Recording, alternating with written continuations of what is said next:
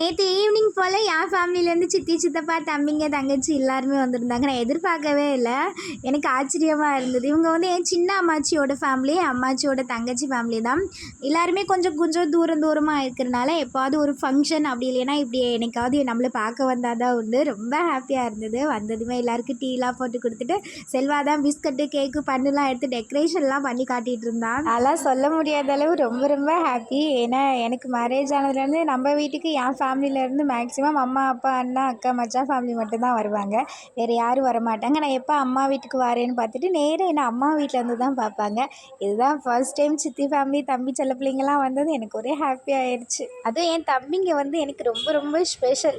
தம்பின்னு சொல்கிறத விட என்னோடய பெஸ்ட் ஃப்ரெண்டு அவங்கன்னே சொல்லலாம். நல்லா ஜாலியாக கொஞ்சம் நேரம் இருந்தாலும் நல்லா ஹாப்பியாக இருந்தாச்சு. எனக்கு தெரியும் தங்க மாட்டாங்க அப்படின்னு. எல்லாருக்குமே பாய் பாய் சொல்லி அனுப்பி விட்டுட்டு அப்படியே நம்ம அத்தாச்சி நாத்தெல்லாம் எல்லோரும் வந்துருந்தாங்களே. நைட்டு கோழிலாம் அடித்து செமையாக சாப்பிட்டாச்சு. இதோட கண்டினியூ வீடியோ நான் ஆல்ரெடி சேனலில் அப்டேட் பண்ணியிருக்கேன். இந்த வீடியோக்கு கீழே லிங்க் கொடுத்துருக்கேன். மறக்காமல் பாருங்கள். பாய் பாய்.